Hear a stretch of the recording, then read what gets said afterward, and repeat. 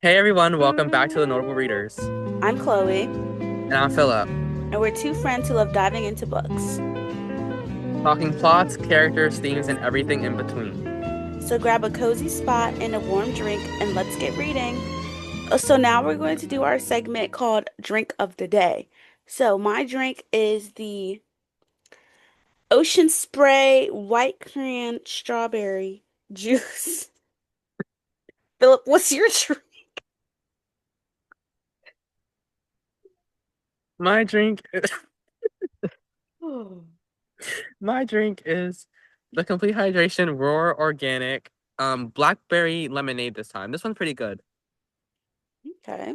Wait, because you tried My the other one Aspen last time. Standard. Huh? I said you tried the other one last time.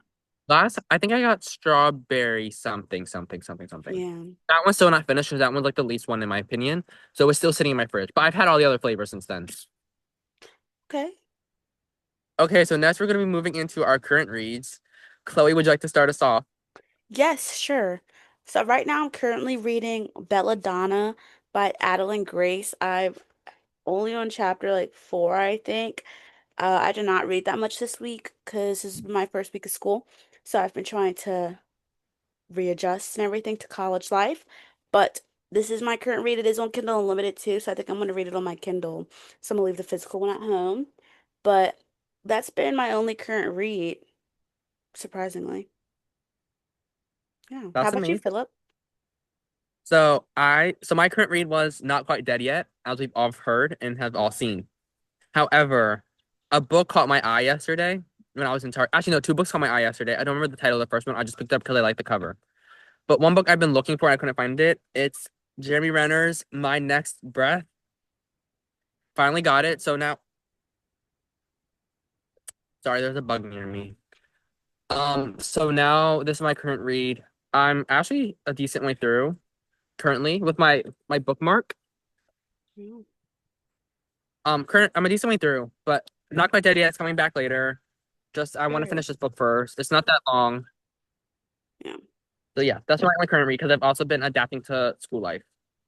Period. So now we're going to be talking about our book of the month, which is The Perks of Being a Wallflower by Stephen Chbosky. We're going to be doing an in-depth analysis and review of it.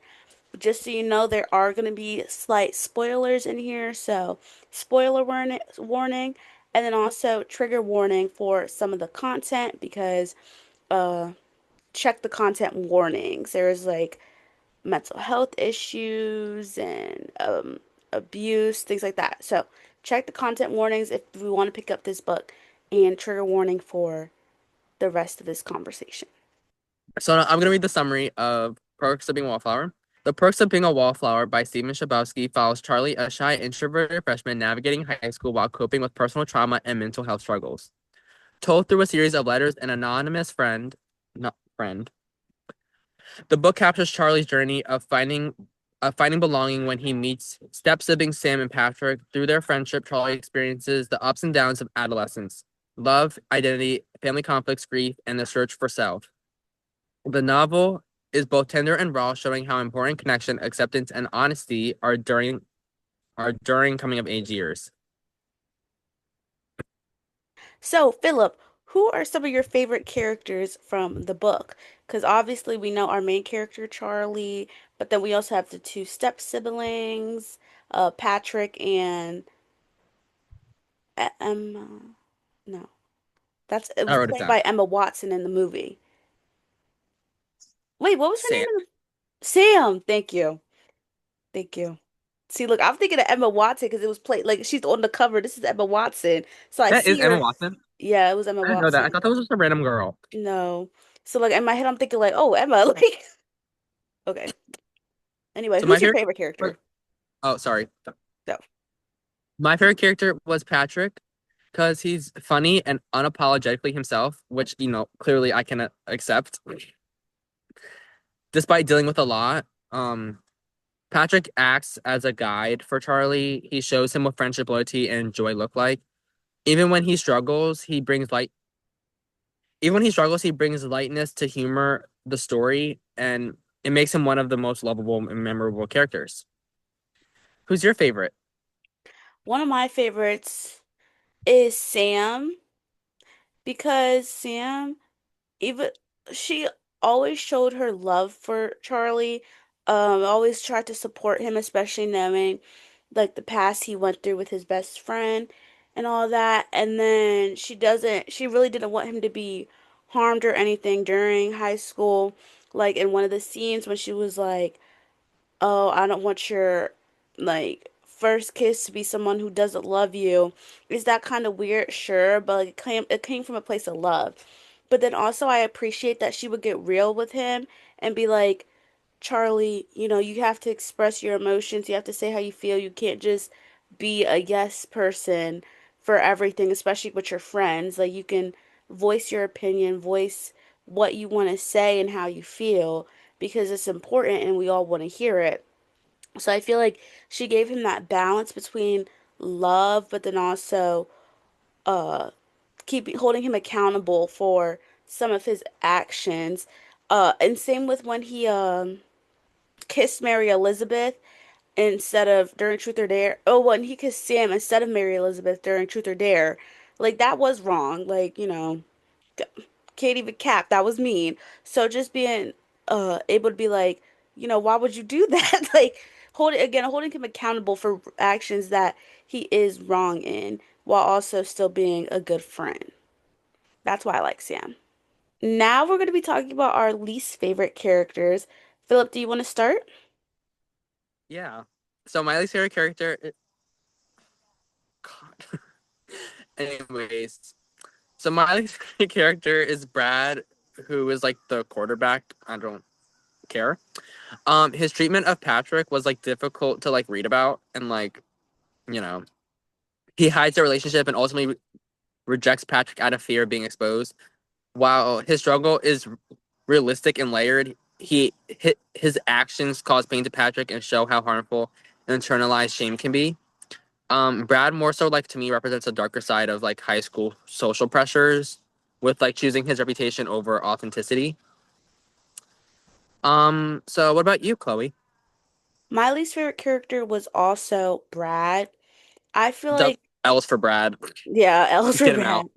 I feel like with him, it was a good representation of a villain who isn't even kind of like supposed because it's something that people go through every day during like normal lives of just pushing down who they are meant to be their true selves just because of society's standards and not being judged, Hmm. especially in high school. So it's kind of there's like one part that's like, oh, I feel bad for him. I know where he's coming from, but the second part's also like, but you still don't have to like not you don't have to Yeah, you act don't have like to that, act but like that. yeah, but you Oh. don't have to act like that and you're hurting all these people in like the middle of your path just because you're scared to be, true to yourself because your dad and everything like that.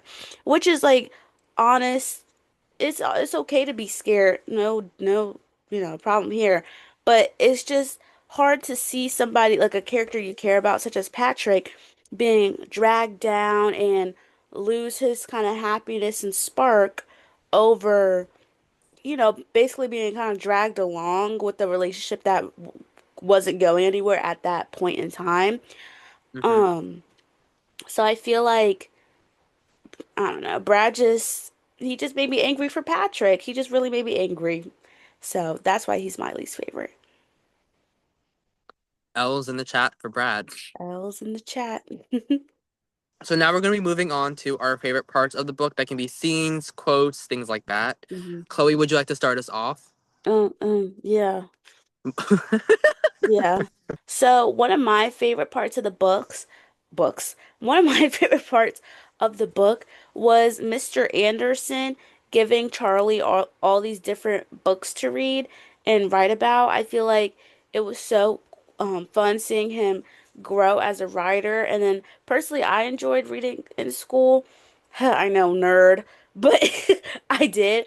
Um, so it was like fun seeing that. And I also loved the use of the music and the albums and stuff because I would see songs that I recognize, especially the Fleetwood Mac music and the Beatles, stuff like that. So I was like, oh my gosh, like wait, like Now I want to make a little cassette tape or whatever of it. I don't have a cassette player, but I can make a playlist on Apple Music.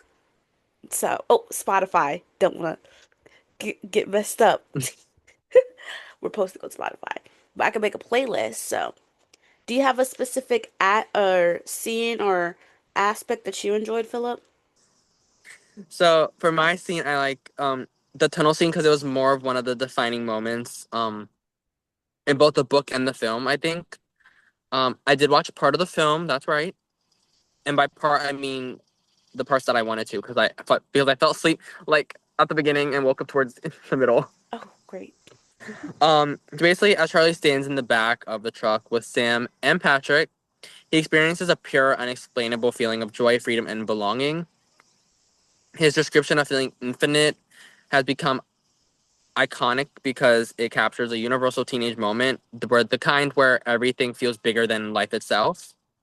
I took that to heart again because I often have moments like this and then someone instantly shuts it down. Real deep, real quick. Way to pop that bubble. Like, Guys, I'm spreading humor in this depressing discussion. so now we're going to be talking about quotes that we found in the book that kind of relate to, I feel like, high school life and just like growing up, stuff like that. So one of the quotes on page 94 in my book, this quote says, I don't know if you've ever felt like that you wanted to sleep for 1,000 years or just not exist, or just not be aware that you do exist, or something like that. I think wanting that is very morbid, but I want it when I get like this. That's why I'm trying not to think. I just want it all to stop spinning. If this gets any worse, I might have to go back to the doctor. It's getting that bad again. So personally, I feel like I connected with this quote, not like fully in the sense of like what he's going through, but more in the sense of I'm always trying to find things to do to like my head is always going. Like I have like a very active head. So it's always Hmm. like thinking. Um so I understand. I think I have like undiagnosed ADHD. So I'm always like I feel like I relate to the aspect of oh my gosh, like sometimes you just want everything to slow down or stop just because it's just so much at one time. And it just like is so overstimulating, especially in new settings. Like this first week of school, it's been a mix of like, oh, I want to have a second alone, but then also when I'm alone, I'm like, wait, like I need to be with somebody. I don't know what to do with myself and stuff like that. So I feel like I relate to him in that sense. That was beautiful. Thank you. So from my quote, I took the "We accept the love we think we deserve" because it was one of the more famous lines that are from the book. Because it's because of like how deeply the quote like resonates. It speaks to sorry. It speaks to the idea that the way we see ourselves shapes how the love we allow into our lives. In the story, it applies to Charlie's sister staying in an unhealthy relationship, to Sam setting, sorry, for her partners who don't truly value her, and to Charlie himself who struggles to believe he deserves love at all. I took that to heart for personal reasons that I'm not going to discuss.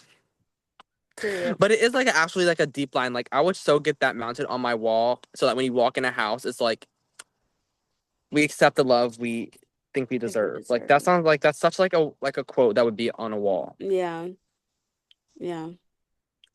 I have another quote as well. Okay, one says, I think the idea is that every person has to live for his or her own life and then make the choice to share it with other people.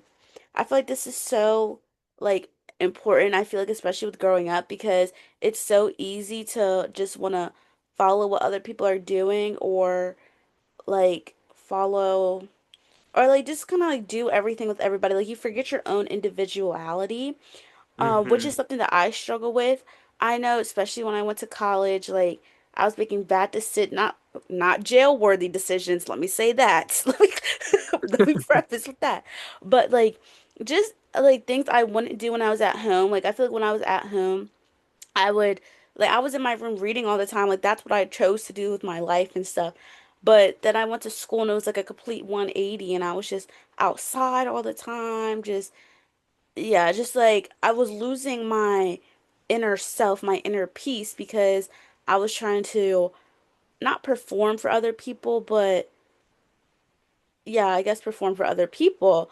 Um, so I feel like it's just so I feel like this quote really uh resonates with me because it's just like you have to like I have to live my own life and then share it with people who actually like appreciate it and understand it.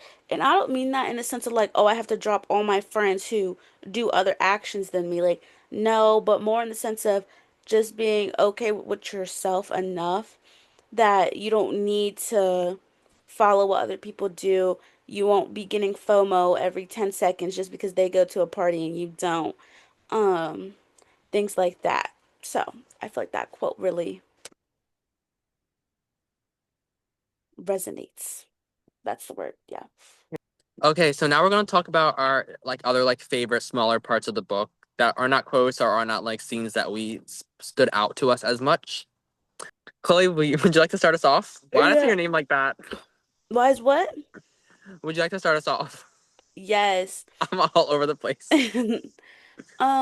Some of my favorite things in the book, I loved when all of them hung out, like those scenes where they hung out after the football games and dances and all that when they would go to the restaurant to eat.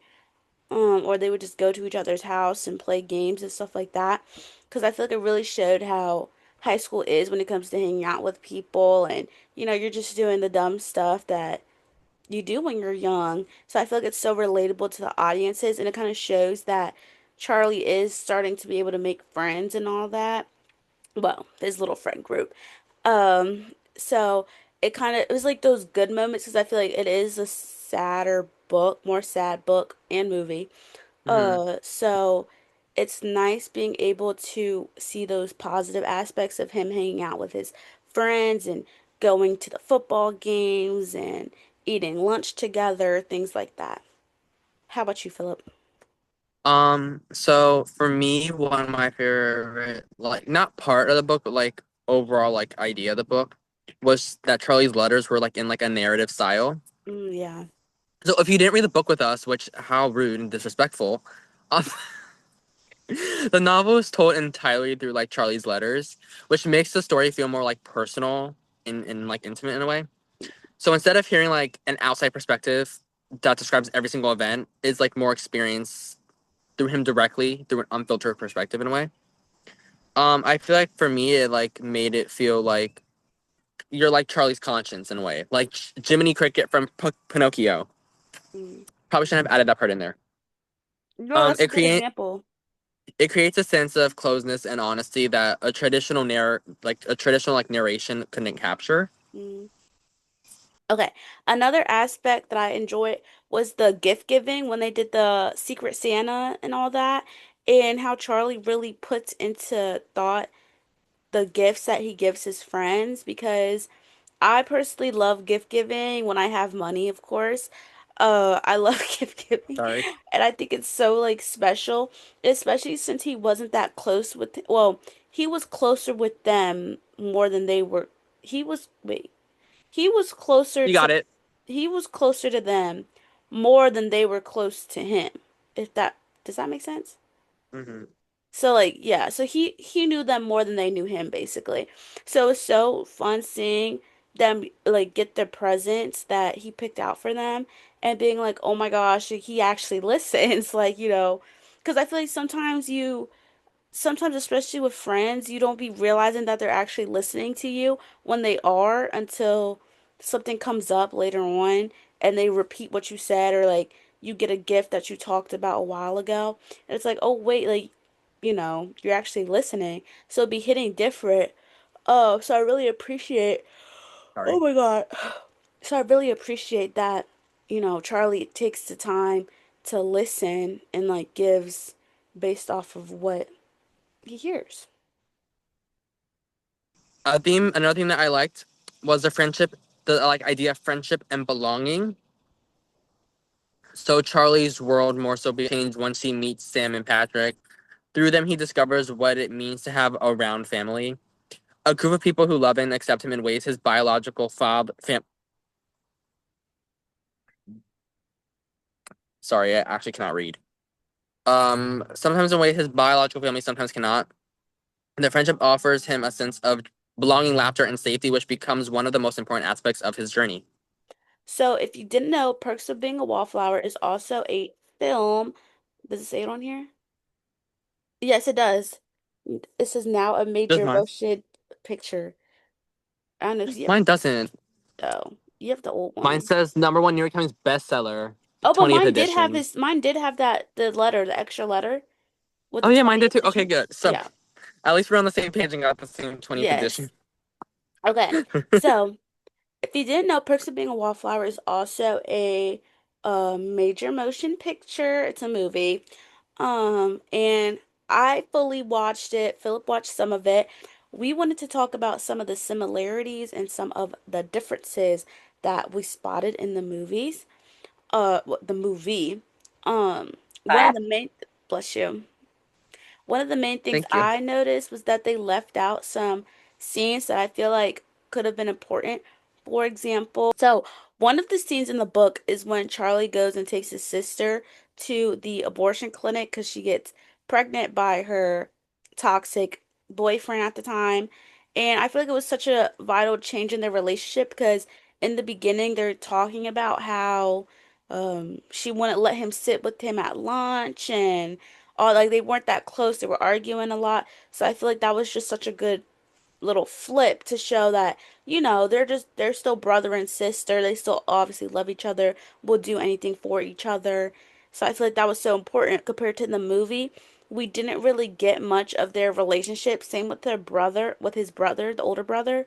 We didn't really get to see the siblings' relationships as much as it's talked about in the book. But I feel like those relationships are so were so vital to him and his mental health and everything like that. Same with his relationships with his parents. I feel like they weren't spoken about as much in the movie. I mean, he did say he loved his parents and he hung out with them all the time, but in the book they talked about how his dad had the little secret where they cried over the show and all that. But in the movie they didn't really they didn't really talk about the family as much in the movie. They mostly focused on the friends in high school, but I feel like they should have like added some more family elements into there. So for my scene, it was the one scene I was awake for. Oh wow. Look at him go. Um, it was the tunnel scene I was talking about earlier. When like they're driving through the tunnel and like the line in that moment, I swear we were infinite. Mhm. So basically the scene happens when Sam, Patrick, and Charlie are driving late at night. As they go through the Fort Pitt Tunnel in Pittsburgh, Sam climbs into the back of the pickup truck while David Bowie's Heroes blast through the speakers. Charlie watches in awe as Sam spreads her arms standing tall in the wind as and Patrick drives him forward. That's where the famous line came in that moment. I swear we were infinite. The scene captures the core story, freedom, belonging, and the overwhelming beauty of being young and alive. It's a turning point for Charlie where he truly feels accepted and part of something bigger than himself. So yeah, that was the one scene I was awake for. Period. That was at the end. I know that isn't that depressing. That's real sad. Um, as you can see, I was definitely dedicated to the movie as much as I was the book. Hmm. Oh, we need to give our star ratings. We didn't even Oh do yeah, that. I have mine on Goodread. I typed it up earlier this morning. Oh wow, I don't do horrible. Morning, Oh wow. strawberry and cream calzone. Oh, here he goes, y'all. Wait. Oh, and I'll link our Goodreads. I just made a Fable account, but I'll link our Goodreads and Fable on our link tree. Isn't Fable so much fun? I know, I just got it yesterday. Oh, and it was only because I wanted to join Jack Ben Edwards book club Inklings. Mm-hmm. That's the only reason I got it. Was so Real. that I could join that book club. Mm-hmm. Go follow me. Go follow me too on Goodreads. Hmm.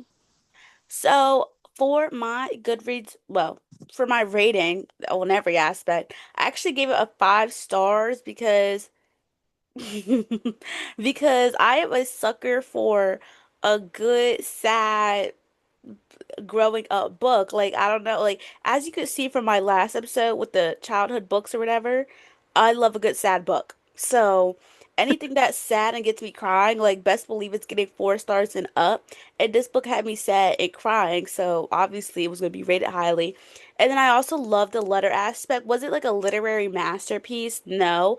But did it hurt my heart? Yes. So yeah, I gave it 5 stars just because I thoroughly enjoyed the book. I feel like it's so important to read uh growing up, and I recommend 100%. Go ahead, Philip. So, so, so don't shade me, but my star rating is 3 stars. Okay. Um, what I'm about to read is actually my Goodreads review when I finish the book. That chest pain is back again. All the The per- Milanis. I'm not drinking one today, even though I just said earlier in this episode that I'm saving it for when I work later. Exactly. So I gave it a 3 star review, and then I said the person being a wallflower is a heartfelt and raw coming of age story that captures the struggles of growing up, navigating friendships, and finding one's place. The letter format to me makes the book feel more personal, like you're reading someone's like diary in a way, which helps to create an emotional connection to Charlie. The themes of love, loss, and mental health are important and meaningful in certain moments, like the tunnel scene that I talked about probably the most part out of everything, which is like more so unforgettable. That said, the writing style to me in my opinion, it feels like simple at times. Some of the characters, in my opinion, His don't opinion. don't feel fully developed as they could be.